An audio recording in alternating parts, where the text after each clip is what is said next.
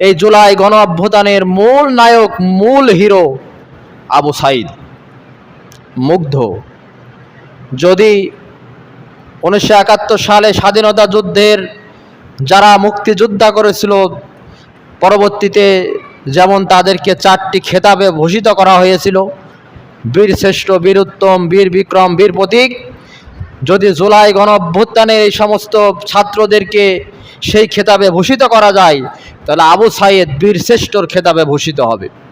কারণ একজন মানুষের কলিজার ভিতরে কত বড় ঈমান, দেশপ্রেম আর হিম্মত থাকলে পুলিশের সামনে তিতুমিরের বাঁশের লাঠি নিয়ে এইভাবে বুক পেতে দিতে পারে।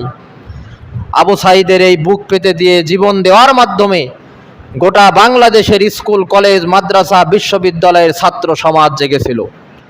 এই ছাত্র সমাজ জেগে এদেশের আপামর জনসাধারণকে জাগিয়ে রাজপথে 2 বছরের শিশু থেকে শুরু করে 80 বছরের বৃদ্ধ পর্যন্ত রাজপথে নেমেছে।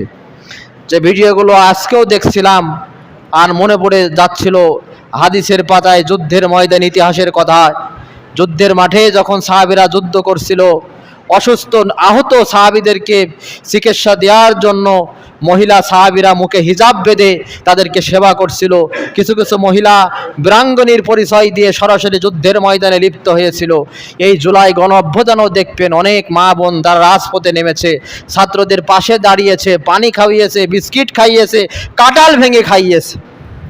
এই দেশের 16 বছরের জুলুম, নির্যাতন, স্বৈরতন্ত্র, ভোট জালিয়াতি ইত্যাদির বিরুদ্ধে সোচ্চার হয়ে দেশের পরিবর্তন করতে চেয়েও পারেনি অনেকজন। এক ছাত্র সমাজে এনে দিয়েছে গোটা বাংলাদেশের জাগরণ।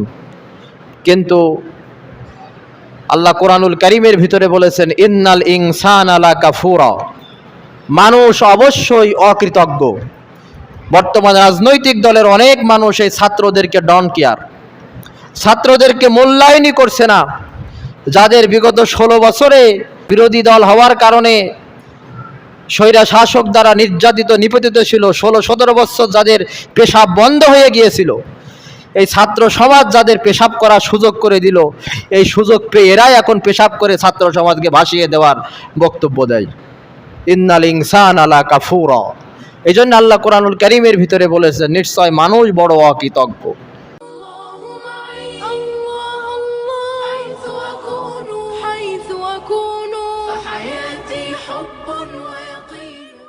আলহামদুলিল্লাহ, আল্লাহ সুবহানাহু ওয়া তাআলার দরবারে শুকরগুজার হচ্ছি যে আল্লাহ তাআলা হিজরি নববর্ষের প্রথম মাসের আজকে দ্বিতীয় জুমা, আল্লাহর কাছে যে গণনার মাস 12টি, সেই 12টি মাসের ভিতরে 4টি মাস সম্মানিত।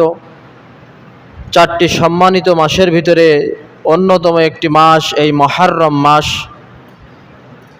আল্লাহ সুবহানাহু ওয়া তাআলা বৈরী আবহাওয়ার ভিতর দিয়ে যথা সময়ে পৃথিবীর সর্বশ্রেষ্ঠ স্থানে মসজিদে আসার তৌফিক দিয়েছেন, সে মনিবের দরবারে শুকরগুজার হচ্ছি। আমরা সকলেই বলছি আলহামদুলিল্লাহ।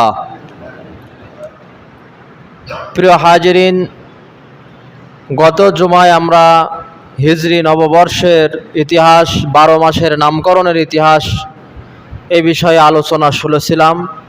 আজকে আমরা মুহররম মাসের ফজিলত, মুহররম মাসের আমল, করণীয় বর্জনীয় এই বিষয়ে গুরুত্বপূর্ণ আলোচনা শুনব ইনশাআল্লাহ তাআলা।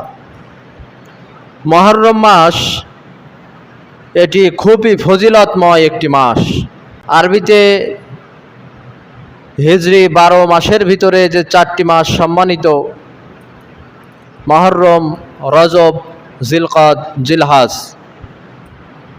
এই সম্মানিত মাসের ভিতরে অন্যতম একটি মাস মুহররম। হিজরি ক্যালেন্ডারের প্রথম মাস মুহররম। আরবিতে যে 12টি মাস, 12টি মাসের ভিতরে একমাত্র মাস মুহররম মাস, যে মুহররম মাসকে আল্লাহ তাআলা নিজের মাস, আল্লাহর মাস হিসাবে বর্ণনা করেছেন। মুহররম মাসকে হাদিসের ভিতরে আল্লাহর হাবিব সাল্লাল্লাহু আলাইহি সাল্লাম আল্লাহর মাস বলে আখ্যায়িত করেছেন। হাদিসের ভিতরে বলা হয়েছে, আফদালুস সিয়ামি বাদা শাহরি রমাদান শাহরিল্লাহিল মুহাররম। নবীজি বলেছেন উত্তম রোজা হচ্ছে রমজান মাসের পরেই আল্লাহর কাছে ফজিলতের দিক থেকে সর্বশ্রেষ্ঠ ফজিলতের রোজা হচ্ছে আল্লাহর মাস মুহররম মাসের রোজা, অর্থাৎ ফরজ রোজা রমজান মাস। এর বাইরে বান্দা বাকি 11 মাসে যত নফল রোজা করে তার ভিতরে সবচাইতে ফজিলতময় রোজা হচ্ছে এই মুহররম মাসের রোজা, যে মুহররম মাসকে আল্লাহ তাআলা শাহরিল্লাহ, আল্লাহর মাস হিসাবে হাদিসের ভিতরে নবীজি বর্ণনা করেছেন। এই মুহররম মাসের মূলত 10 তারিখটি খুবই ফজিলতময়। এটাকে বলা হয় আশুরা, আরবিতে আশারা অর্থ 10, সেখান থেকে আশুরা। জাহিলি যুগে মক্কার মানুষেরা এই মুহররম মাসের 10 তারিখে রোজা রাখত এবং কাবা ঘরের গিলাফ প্রতি বছর মুহররম মাসের 10 তারিখে জাহিলি যুগের মানুষ পরিবর্তন করত। বর্তমানে এটি হজের মৌসুমে কাবা ঘরের গিলাফ পরিবর্তন করা হয়। নবীজি মক্কা থেকে মদিনায় হিজরত করার পূর্বে এই মুহররম মাসের 10 তারিখ আশুরার দিন রোজা রেখেছেন। রমজানের রোজা ফরজ হয় হিজরত করার 1 বছর পরে দ্বিতীয় হিজরিতে মদিনায়। মক্কায় থাকা অবস্থায় এই মুহররম মাসের 10 তারিখ আশুরার রোজাকে আল্লাহ তাআলা ফরজ করেছিলেন, একদিন রোজা রাখা।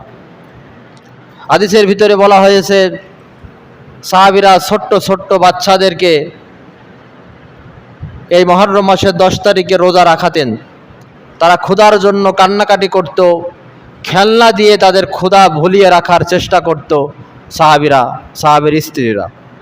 তো যখন এই রমজানের রোজা ফরজ হয়ে গেল, মুহররম মাসের 10 তারিখের রোজাটা তখন মুস্তাহাব নফল হিসাবে চলে আসলো। হিজরতের পরে নবীজি যখন মক্কা থেকে মদিনায় হিজরত করেন, ইতিপূর্বে নবীজি মক্কায় এই মুহররম মাসের 10 তারিখে রোজা রেখেছেন। মক্কায় কোনো ইহুদি ছিল না, কিন্তু মদিনায় ইহুদি আর খ্রিস্টান ছিল। নবীজি যখন মদিনায় আসলেন, ইবনে আব্বাস রাদিয়াল্লাহু তাআলা আনহুর বর্ণনায়, ইন্না রাসূলুল্লাহি সাল্লাল্লাহু আলাইহি সাল্লাম কদিমাল মদিনা, নবীজি মদিনায় আগমন করলেন।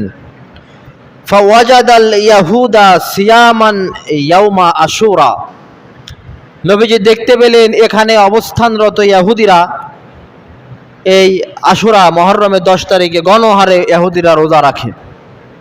ফাকাল লাহুম রাসূলুল্লাহ, নবীজি তাদের কাছে জানতে চাইলেন, তাদেরকে বললেন, মা হাযাল ইয়াউম আল্লাযী তাসুমুনা, এটা তোমাদের কাছে কোন দিন যেই দিন তোমরা সবাই রোজা রাখো? ইহুদিদেরকে নবীজি বলছেন। ক্বালু, ইহুদিরা বলল, হাযা ইয়াউমুন আযীম, এটি আমাদের বিজয় দিবস, মহান দিন, বিজয় দিবস। আনজাল্লাহু ফীহি মূসা ওয়া কওমাহু, আল্লাহ এই দিনে মুহররম মাসের 10 তারিখে আমাদের পয়গম্বর, আমাদের নবী মূসা আলাইহিস সালামকে মুক্তি দিয়েছিলেন। ওয়াগাররাকা ফিরআউন ওয়া কওমাহু, ফিরআউন এবং তার জাতিকে সদল বলে সাগরের ভিতরে ডুবিয়ে মেরেছিলেন। ফাসামাহু মূসা শুকরান, মূসা আলাইহিস সালাম এই বিজয়ে আল্লাহর কৃতজ্ঞতা স্বরূপ, শুকরিয়া স্বরূপ রোজা রেখেছিলেন। ফানাহানু নাসুমুহু, এই জন্য আমরা তার অনুসারে আমরাও এই বিজয় দিবসের আনন্দে প্রতি বছর মুহররমের 10 তারিখে রোজা রাখি। তখন নবীজি বললেন, ফাকালা রাসূলুল্লাহ সাল্লাল্লাহু আলাইহি সাল্লাম, ফানাহানু আহাক্কু ওয়া আউলা বি মূসা মিনকুম, মূসা শুধু তোমাদের নবী নয়, মূসা আলাইহিস সালাম আমাদেরও নবী, তোমাদের চাইতে মূসা আলাইহিস সালামের প্রতি আমাদের হক বেশি। ফাসামাহু রাসূলুল্লাহ ওয়া আমারা বিসিয়ামিহি, নবীজি এই দিন রোজা রাখলেন আর সাহাবীদেরকে এই দিন রোজা রাখার নির্দেশ দিলেন। সুবহানাল্লাহ। তাহলে ইহুদিদের বিজয় দিবস এই মুহররম মাসের 10 তারিখে। বিজয় দিবস কিভাবে পালন করতে হয়, ইহুদিরা, তাদের কাছ থেকে আমাদের শিক্ষা নেওয়া দরকার। ঢাক ঢোল পেটিয়ে, গান বাজনা, নেচে গেয়ে, শিল্পী ভাড়া করে, রাজনৈতিক ব্যানারে বিশাল কনসার্ট করে 16ই ডিসেম্বর বিজয় দিবস এ পালন করা, এটা কোনো মুসলিম ব্যক্তির আদর্শ হতে পারে না। বিজয় একটি গৌরব, বিজয় আমাদের অহংকার। বর্তমান অন্তর্বর্তীকালীন সরকার 5 আগস্ট জুলাই গণ অভ্যুত্থান দিবস, দ্বিতীয় স্বাধীনতা দিবস, দ্বিতীয় বিজয় দিবস ঘোষণা করেছে। প্রত্যেক দেশের স্বৈরা শাসকের পতনের দিনটাকে ওই দেশের মুক্তিকামী মাজলুম মানুষ বিজয় দিবস হিসাবে পালন করেছে। পৃথিবীর ইতিহাসে ফেরাউন ছিল সর্বনিকৃষ্ট স্বৈরা শাসক, তার পতনের দিনটা এখনো পর্যন্ত ইহুদিরা বিজয় দিবস হিসাবে পালন করে। সেই সূত্র ধরে মুসলমানরাও রোজা রাখে। 16ই ডিসেম্বর বিজয় দিবস, এটিও আমাদের দেশের মানুষ পালন করে। এবং আগামী 5 আগস্ট জুলাই গণ অভ্যুত্থান দিবস, দীর্ঘ 16 বৎসরের স্বৈরা শাসকের পতনের যে একটা দিবস, এটিও সরকারিভাবে বিজয় দিবস হিসাবে, স্বৈরা শাসকের পতন দিবস হিসাবে পালিত হবে। সামাজিক যোগাযোগ মাধ্যম ফেসবুকে এখন ঢুকলেই সে গত বছর জুলাই গণ অভ্যুত্থানের সেই ভিডিওগুলো ভেসে উঠছে। সে ভিডিওগুলো দেখলে আমাদের এখনো পর্যন্ত যাদের ভিতরে দেশপ্রেম আছে, ঈমান আছে, দেশের প্রতি মহব্বত আছে, সেই 1 বছরের আগের ভিডিও এখনো দেখলে গায়ের রোম খাড়া হয়ে উঠছে। ছাত্র সমাজ কি দেখিয়ে দিল, কি বিপ্লব ঘটিয়ে দিল। যখন সামান্য একটি কোটা নিয়ে আন্দোলনে নামলো গুটি কয়েক হাতে গোনা বিশ্ববিদ্যালয়ের কিছু ছাত্র, প্রধানমন্ত্রী যিনি হবেন তার মেজাজের ভারসাম্য থাকতে হয়। কথার কিন্তু নানান দোষ, ভেবে চিনতে কথা কোষ। শুধুমাত্র এক রুখো অহংকার আর মুখের ভাষার কারণে স্বৈরা শাসকের পতন ঘটেছে। ছাত্ররা যখন ন্যায্য দাবি নিয়ে মাঠে নামলো, তাদেরকে রাজাকার আখ্যায়িত করে ভর্ৎসনা করা হলো। এদেশের কিছু দেশপ্রেমিক প্রতিবাদী ছাত্র সমাজ নিজেদেরকে রাজাকার বলে রাজপথে মিছিল বের করলো। আস্তে আস্তে আস্তে আস্তে করে যখন আন্দোলন চলছিল, এই জুলাই গণ অভ্যুত্থানের মূল নায়ক, মূল হিরো আবু সাইদ মুগ্ধ। যদি 1971 সালে স্বাধীনতা যুদ্ধের যারা মুক্তিযোদ্ধা করেছিল, পরবর্তীতে যেমন তাদেরকে 4টি খেতাবে ভূষিত করা হয়েছিল, বীর শ্রেষ্ঠ, বীর উত্তম, বীর বিক্রম, বীর প্রতীক, যদি জুলাই গণ অভ্যুত্থানের এই সমস্ত ছাত্রদেরকে সেই খেতাবে ভূষিত করা যায়, তাহলে আবু সাইদ বীর শ্রেষ্ঠর খেতাবে ভূষিত হবে। কারণ একজন মানুষের কলিজার ভিতরে কত বড় ঈমান, দেশপ্রেম আর হিম্মত থাকলে পুলিশের সামনে তিতুমিরের বাঁশের লাঠি নিয়ে এইভাবে বুক পেতে দিতে পারে। আবু সাইদের এই বুক পেতে দিয়ে জীবন দেওয়ার মাধ্যমে গোটা বাংলাদেশের স্কুল, কলেজ, মাদ্রাসা, বিশ্ববিদ্যালয়ের ছাত্র সমাজ জেগেছিল। এই ছাত্র সমাজ জেগে এদেশের আপামর জনসাধারণকে জাগিয়ে রাজপথে 2 বছরের শিশু থেকে শুরু করে 80 বছরের বৃদ্ধ পর্যন্ত রাজপথে নেমেছে। যে ভিডিওগুলো আজকেও দেখছিলাম আর মনে পড়ে যাচ্ছিল হাদিসের পাতায় যুদ্ধের ময়দান, ইতিহাসের কথা। যুদ্ধের মাঠে যখন সাহাবীরা যুদ্ধ করছিল, অসুস্থ আহত সাহাবীদেরকে চিকিৎসা দেওয়ার জন্য মহিলা সাহাবীরা মুখে হিজাব বেঁধে তাদেরকে সেবা করছিল। কিছু কিছু মহিলা বীরাঙ্গনীর পরিচয় দিয়ে সরাসরি যুদ্ধের ময়দানে লিপ্ত হয়েছিল। এই জুলাই গণ অভ্যুত্থানও দেখবেন অনেক মা বোন তারা রাজপথে নেমেছে, ছাত্রদের পাশে দাঁড়িয়েছে, পানি খাইয়েছে, বিস্কিট খাইয়েছে, কাঁঠাল ভেঙে খাইয়েছে। এই দেশের 16 বৎসরের জুলুম, নির্যাতন, স্বৈরতন্ত্র, ভোট জালিয়াতি ইত্যাদির বিরুদ্ধে সোচ্চার হয়ে দেশের পরিবর্তন করতে চেয়েও পারেনি অনেকজন। এক ছাত্র সমাজে এনে দিয়েছে গোটা বাংলাদেশের জাগরণ। কিন্তু আল্লাহ কোরআনুল কারীমের ভিতরে বলেছেন, ইন্নাল ইনসানা লাকাফুরা, মানুষ অবশ্যই অকৃতজ্ঞ। বর্তমান রাজনৈতিক দলের অনেক মানুষ এই ছাত্রদেরকে ডন কেয়ার, ছাত্রদেরকে মূল্যায়নই করছে না। যাদের বিগত 16 বছরে তার বিরোধী দল হওয়ার কারণে স্বৈরা শাসক দ্বারা নির্যাতিত, নিপীড়িত ছিল, 16-17 বছর যাদের পেশাব বন্ধ হয়ে গিয়েছিল, এই ছাত্র সমাজ যাদের পেশাব করার সুযোগ করে দিল, এই সুযোগ পেয়ে এরাই এখন পেশাব করে ছাত্র সমাজকে ভাসিয়ে দেওয়ার বক্তব্য দেয়। ইন্নাল ইনসান আলা কাফুরা। এই জন্য আল্লাহ কোরআনুল কারীমের ভিতরে বলেছে, নিশ্চয় মানুষ বড় অকৃতজ্ঞ, মানুষ বড় অকৃতজ্ঞ। আজকে দোয়া করি রব্বুল আলামিন গোটা বাংলাদেশের জন্য, বাংলাদেশের স্বাধীনতা সার্বভৌমত্বের জন্য, নতুন বাংলাদেশ গঠনের জন্য যারা জীবন দিয়েছে, তুমি তাদেরকে শাহাদতের সর্বোচ্চ মাকাম দান করো। আবু সাঈদ, মুগ্ধ, ওয়াসিম সহ নাম না জানা অনেক যারা জীবন দিয়েছেন, যারা এখনও আহত হয়ে পঙ্গুত্ব বরণ করে বেঁচে আছে, তাদেরকে উত্তম যাজা, উত্তম প্রতিদান তুমি দান করো। সকলে বলে আল্লাহুম্মা আমিন। প্রিয় হাজরিন, এই মুহররম মাস আল্লাহ তাআলা ফিরাউনের কবল থেকে মুসা আলাইহিস সালামের জাতিকে, বানি ইসরাইলকে মুক্তি দিয়েছিলেন। এই জন্য তারা বিজয়ের শুকরিয়া স্বরূপ আল্লাহ তাআলার কাছে 10 তারিখে রোজা রাখার মাধ্যমে তারা এটি পালন করে। 10 মুহররম কেন্দ্রিক কিছু দুর্বল হাদিস আছে, কিছু ভিত্তিহীন হাদিস আছে, কিছু ভিত্তিহীন কথাও চালু আছে। যেমন বলা হয় আদম আলাইহিস সালামের তাওবা এই দিনে কবুল হয়েছে, নূহ আলাইহিস সালামের প্লাবন এই দিনে থেমে গেছে, ইব্রাহিম আলাইহিস সালামকে নমরুদের আগুন থেকে মুক্তি হয় মুহররম মাসের 10 তারিখে, আইয়ুব আলাইহিস সালামের রোগ মুক্তি এই দিনে, ইউসুফ আলাইহিস সালামকে তার পিতা ইয়াকুবের নিকট ফেরত দেওয়া হয় এই দিনে, ইউনুস আলাইহিস সালামকে মাছের পেট থেকে বের করা হয় এই দিনে, সুলাইমান আলাইহিস সালামের বাদশাহী ফিরিয়ে দেওয়া হয় এই দিনে।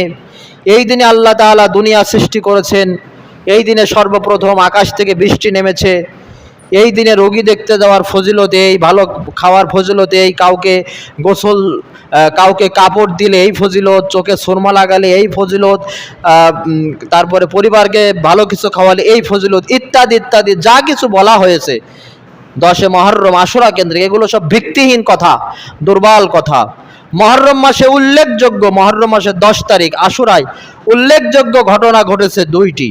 ভালো করে বুঝুন আর মনে রাখুন, উল্লেখযোগ্য ঘটনা ঘটেছে 2টি। 1 নাম্বার, আল্লাহ তাআলা এই দিনে ফিরাউন এবং তার দলবলকে লোহিত সাগরে ডুবিয়ে মেরেছেন।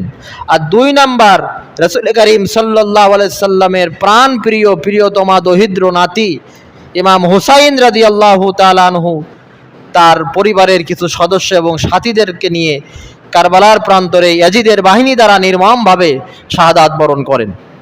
আমাদের দেশে যখন এই আশুরা আসে, কারবালার দিন আসে, আশুরার এই কারবালাকে ঘিরে নানা কথা, নানা আবেগ দেখা যায়, যার অনেক কিছু ইতিহাস এবং হাদিসের সঙ্গে মেলে না।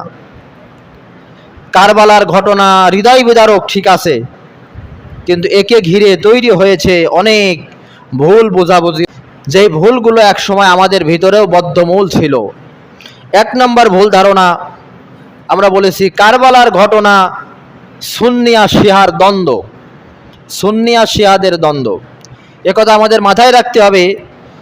ইমাম হুসাইন রাদিয়াল্লাহু তাআলা আনহু কারবালার প্রান্তরে জুলুমের বিরুদ্ধে লড়াই করেছেন, তিনি শিয়াদের কোনো নেতা ছিলেন না। এখন পৃথিবীতে মুসলমানদের ভিতরে ভাগ হয়ে গেছে শিয়া সুন্নি। এই ভাগ হওয়ার কারণে আমরা আমাদের নিজেদের পায়ে নিজেরাই কুড়াল মেরেছি। ইহুদি খ্রিস্টানদের ভিতরে, মুশরিকদের ভিতরে কোনো গ্রুপিং নাই, মুসলমানদের ভিতরে গ্রুপিং আহলে হাদিস, শিয়া সুন্নি। যাদেরকে আমরা শিয়া বলে বলে, আকীদা খারাপ বলে একেবারেই দূরে ঠেলে দিয়েছিলাম, ইরানের মুসলমানদেরকে, আয়াতুল্লাহ খমিনিকে গোটা বিশ্বের সমস্ত মুসলিম রাষ্ট্রগুলো কি করেছে ফিলিস্তিনের জন্য? কিছুই করতে পারেনি। শক্তি থাকার পরেও তারা কিছুই করেনি। যাদেরকে আমরা শিয়া বলে বলে দূরে সরিয়ে দিয়েছি, সে ইরান তাদের যাবতীয় শক্তি দিয়ে ইসরায়েলকে যে অবস্থা করলো আপনারা দেখতে পেরেছেন। সুতরাং শিয়া বলে তাদেরকে দূরে ঠেলে দেওয়ার কোনো সুযোগ নেই। এখন গোটা বিশ্বের বুকে হিরো হচ্ছে একটি দেশ, সেটা হচ্ছে ইরান।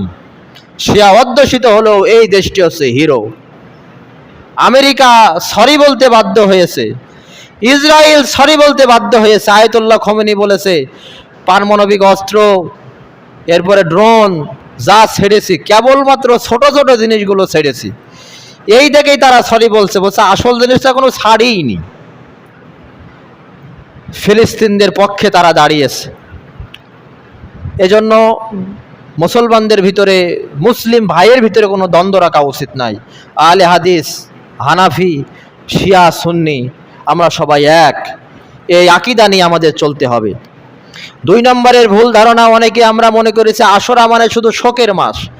না, আশুরা শুধু শোকের মাস নয়, আশুরা বিজয়ের মাস। কারবালার এটা যেমন শোক, তেমনি ভাবে আল্লাহ তাআলা এই দিনে স্বৈরা শাসক ফিরাউনের পতন ঘটিয়েছে, আর ইসলামিক দল বনে ইসরায়েলকে আল্লাহ তাআলা বিজয় দান করেছে। এটি শুধু শোকের মাস নয়, এটি বিজয়েরও মাস। 3 নম্বরের ভুল ধারণা, এই দিনকে আমরা শোক পালন করে তাজিয়া বা শোক মিছিল বের করি। রাসূল করিম সাল্লাল্লাহু আলাইহি সাল্লামের সাহাবীরা, নবীজি এই রকমের কোনো শোক মিছিল করে পালন করেছে, এই রকমের কোনো নজির হাদিসের ভিতরে নাই। এবং বিলাপ করা, কান্নাকাটি করা এটা ইসলামে নিষিদ্ধ। আমরা আমাদের ভুল ধারণা এইটা ছিল যে কারবালায় রাসূল সাল্লাল্লাহু আলাইহি সাল্লামের পরিবারের সবাই নিহত হয়েছেন। না, সবাই নিহত হন নাই। ইমাম হুসাইন 50 মতান্তরে 70 জন সাথী নিয়ে, তার পরিবার পরিজনের কিছু সদস্য আর সাথী নিয়ে কারবালায় গিয়েছিলেন। সেখানে সকলেই নিহত হয়নি। 19 থেকে 22 জন তার পরিবারের কিছু এবং তার সাথীদের কিছু নিহত হয়েছেন, সকলেই নিহত হন নাই। এরপরে ভুল ধারণা, আমাদের দেশে একসময় আমরাও গ্রামীণ অঞ্চলে শুনতাম যে মহররমের রাতে আকাশের দিকে তাকায়ে দেখবা আকাশে যেন রক্তের ছাপ। এটি সম্পূর্ণ ভ্রান্ত আকীদা। এরকমের কোনো নজির পৃথিবীর ইতিহাসে ঘটেনি। আশুরার দিন পরিবারের জন্য ভালো কিছু রান্না করে খাওয়ালে বরকত হয়, আর না খাওয়ালে দুর্ভিক্ষ নেমে আসে। এরকমের ভ্রান্ত আকীদাও আমাদের দেশে একসময় চালু ছিল। আশুরার রাতে মোমবাতি জ্বালানো, পানি বিতরণ করা, যেহেতু কারবালার প্রান্তরে হুসাইন তার সাথীরা পানি পায়নি, এজন্য পানি বিতরণ করা, কবর জিয়ারত বাধ্যতামূলক মনে করা, এগুলোর সাথে ফজিলত মনে করে, এগুলোর সাথে ইসলামের কোনো সম্পর্ক নাই। ইয়া হুসাইন বলে আহাজারি করা এবং ইয়া হুসাইন বলে এই দিনে 10 মুহররম কারবালার দিন ইয়া হুসাইন বলে কান্নাকাটি করলে গুনাহ মাফ হবে, এই ধারণা মানুষ পোষণ করে। এটি সম্পূর্ণ ভ্রান্ত আকীদা। এবং ইয়া হুসাইন বলে কান্নাকাটি করলে গুনাহ মাফ হবে, এটি শুধু ভ্রান্ত আকীদাই নাই, বরং এটি শিরিকের পর্যায়ে নিয়ে যায়। কারণ চাইতে হবে আল্লাহর নাম নিয়ে, কোনো ব্যক্তির নাম নিয়ে গুনাহ মাফ চাওয়া যাবে না। এরপরে তাজিয়া মিছিলে, শোক মিছিলে অংশগ্রহণ করলে মানুষের মনের ইচ্ছা পূরণ হয়, এই রকমের ভ্রান্ত আকীদা আমাদের সমাজে এক সময় চালু ছিল।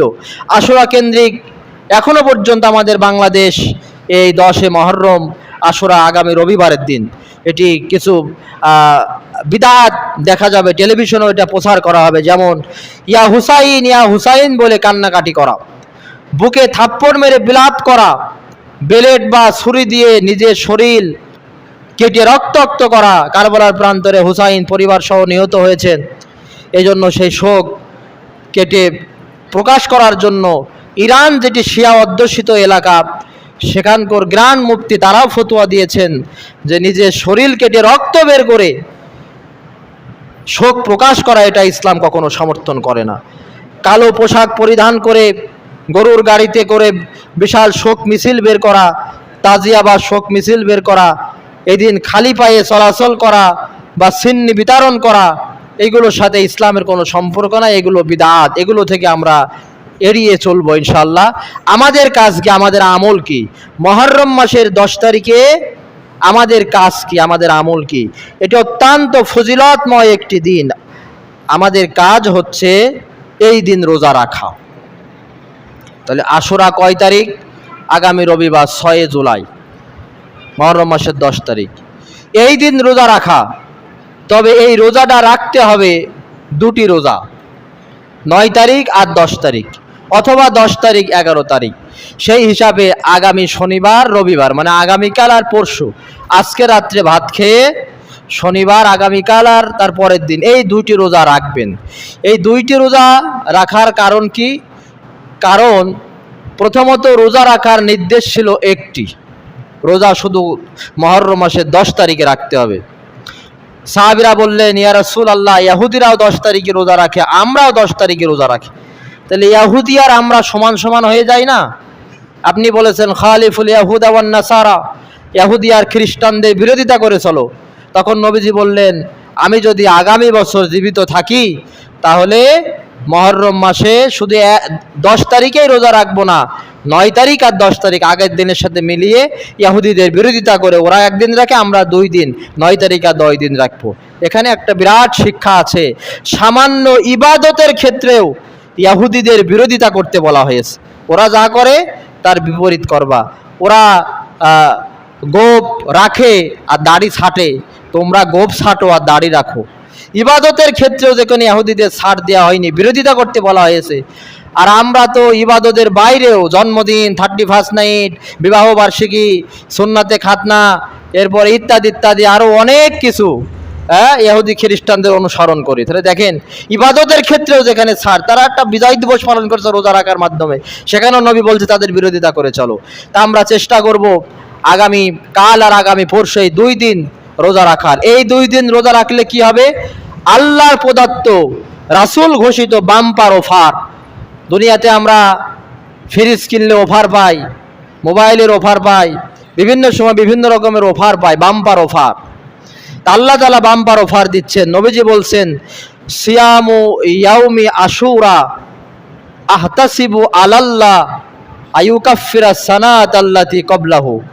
নবীজি বলছেন, আশুরার এই সিয়াম, এই 2টি সিয়াম আমি আল্লাহর কাছে আশা রাখি এই 2টি রোজার মাধ্যমে বিগত 1 বছরের গুনাহ খাতা আল্লাহ তাআলা মাফ করে দেবেন। সুবহানাল্লাহ। আর আল্লাহর কাছে যত নফল রোজা আছে তার ভিতরে সর্বশ্রেষ্ঠ নফল রোজা এই মুহররম মাসের এই রোজা। সুতরাং আমরা চেষ্টা করব এই 2 দিন রোজা রাখার। আল্লাহ তাআলা আমাদের সকলকে সেই তৌফিক দিক, আমিন। ওমা তৌফিকি ইল্লা বিল্লাহ, আলাইহি তাওয়াক্কালতু ইলাইহি উনীব, ওয়া আখিরু দাওয়ানা আনিল হামদুলিল্লাহি রাব্বিল আলামিন।